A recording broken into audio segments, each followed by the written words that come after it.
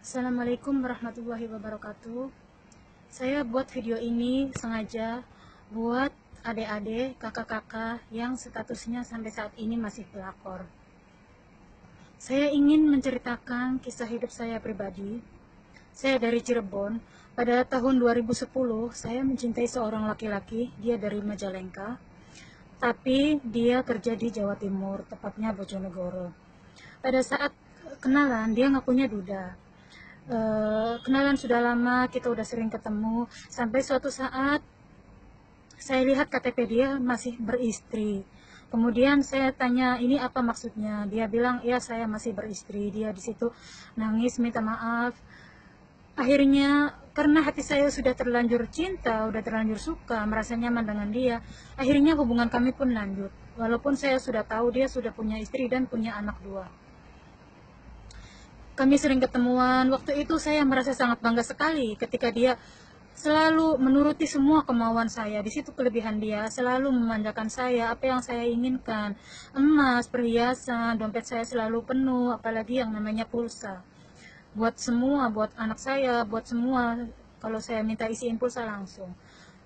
Saya merasa di situ benar-benar di atas angin. Dia sepertinya takut sekali dengan saya, takut kehilangan saya. Dia menuruti semua keinginan saya. Selalu berbohong untuk istrinya. Dia bilang, saya ada dinas luar kota, di sana nggak ada sinyal. Nanti kalau saya jarang hubungin kamu, jangan marah.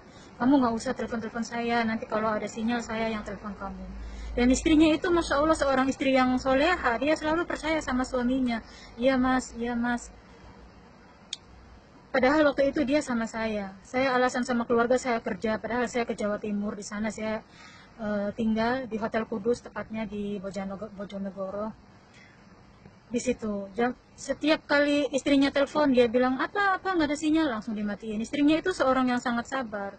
Saya waktu itu merasa bangga sekali ya, bisa merasa lebih menang, merasa lebih dicintai. Setiap kali jam 8 dia bilang sama istrinya, saya udah mau bobo, nanti saya harus sholat tahajud bangun, jadi sekarang saya mau tidur lebih awal. Padahal dia waktu itu sama saya, dan saya cuma mesem-mesem aja. Saya merasa sangat-sangat bangga sekali. Sampai pada suatu ketika kita udah berencana dia mau membelikan saya rumah. Uang buat TP rumah sudah ada. Tiba-tiba saja mertuanya yang wanita kecelakaan. Istrinya itu anak tunggal, jadi nggak bisa minta tolong sama siapa lagi. Uang yang tadinya udah direncanakan buat TP rumah, akhirnya buat mertuanya itu, ngurusin mertuanya itu yang kecelakaan. Saya marah sekali waktu itu. Selama ini saya kalau minta apa-apa tidak diturutin, saya selalu ngancam, nanti saya kasih tahu istri kamu, nanti saya kirim ke dia foto-foto kita, nanti saya menikah lagi. Dia selalu takut, dia selalu, setiap kali saya ngomong gitu, dia langsung nurutin apa kemauan saya. Waktu itu pun saya gitu, pokoknya aku nggak mau tahu, beli rumah itu harus jadi. Kalau enggak, lebih baik saya nikah sama orang lain. Jangan, tolong please, jangan. Tapi waktu itu dia bilang, aku nggak tahu harus cari kemana lagi, mertuaku sekarang benar-benar butuh uang. Akhirnya dia ngurusin mertuanya, semuanya uang dari uang yang udah disediakan buat beli rumah itu buat ngurusin mertuanya. Di situ saya marah besar, akhirnya saya menikah. Saya menikah dengan tujuan menyakitin dia, pacar saya itu. Ya emang dia sakit banget, dia sampai semalaman itu terus telepon pada acara pernikahan saya. Lihat, sebuah hubungan yang sakral saya anggap main-main. Saya nikahin suami saya hanya untuk nyakitin pacar saya itu. Ketika status saya sudah punya suami, balik dia yang mengancam saya. Dia bilang, bukan cuma kamu yang punya nomor istri saya pun punya nomor keluarga kamu. Dia minta ketemuan. Kalau tidak, saya telepon keluarga kamu. Saya kasih tahu hubungan kita. Akhirnya waktu itu karena saya takut, akhirnya saya sudah punya suami pun saya nemuin dia. Dengan status dia punya istri, saya pun punya suami. Kami pun kembali menjalin hubungan. Sampai selang berapa bulan saya merasa nyaman dengan suami saya merasa kasihan, saya merasa saya harus berubah. Akhirnya saya ganti semua nomor HP saya dari dia. Dan ternyata dia bukan cuma sekedar ngancam, dia beneran nelpon keluarga saya, dia beneran cerita semuanya. Dia nanya nomor telepon saya, kata keluarga saya, kamu siapa? Saya pacarnya Arsi. Arsi itu sekarang udah punya suami. Kata keluarga saya kan gitu. Sekarang dia udah punya suami. Kata dia, loh orang dia yang datengin saya kok. Saya mah nggak pernah ke rumah dia yang datengin saya ke Jawa Timur. Keluarga saya benar-benar marah. Di situ saya benar-benar dipermalukan. Akhirnya saya pun balik telepon istri dia. Saya balik telepon istri dia, saya bilang tolong jagain suami kamu. Istrinya dia itu bukan marah sama saya, bukan menghina saya seperti ucapan-ucapan kotor yang sering saya dengar kalau ada pelakor gitu kan berantem sama istrinya. Istrinya itu tidak, dia malahan nangis, dia memohon, Mbak tolong jauhin suami saya. Padahal saya telepon dia emang tujuannya mau minta tolong sama dia, suruh suaminya menjauhi saya. Pada waktu itu suami saya ketika tahu saya berselingkuh dengan dia, suami saya nggak terima, akhirnya saya diceraikan. Sementara dia masih baik-baik saja sama istrinya, sedangkan saya statusnya udah menjanda lagi. Saya yang saya kira pinter membodohi suami, membohongi suami, ternyata suami saya itu selama ini masih tetap hubungan sama mantan istrinya. Mantan istrinya inbox semua di screen chattingan dia sama suami aku. Akhirnya ya karena aku merasa bersalah juga, akhirnya aku pun mau dicerai. Saya kembali menjanda. Waktu itu saya marah-marah sama pacar saya yang orang Majalengka itu.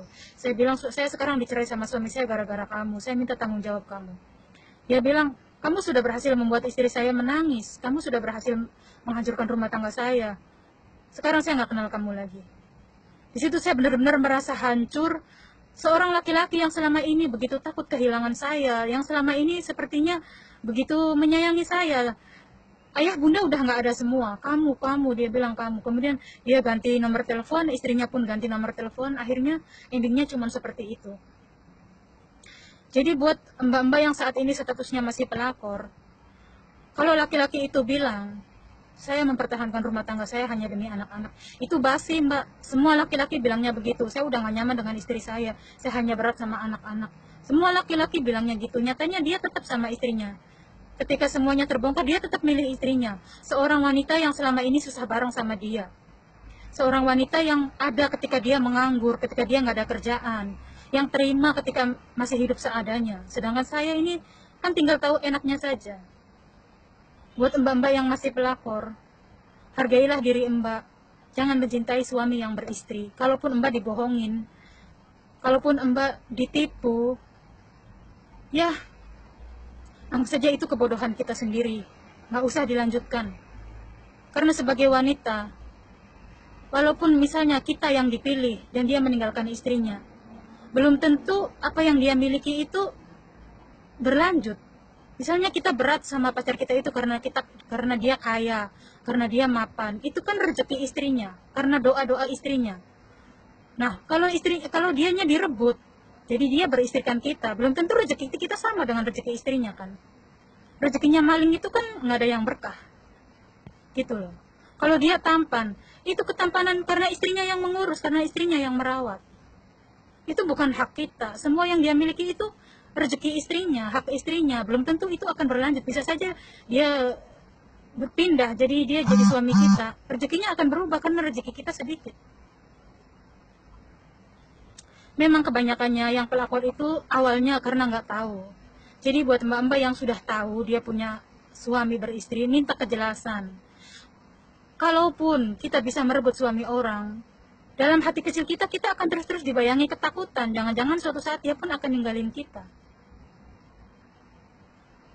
Seperti itu. Saya tidak pernah menghujat orang yang pelakor. Banyak sekali video-video yang viral, karena saya pun pernah merasakannya. Sangat sulit sekali melepaskan orang yang udah terlanjur kita sayang.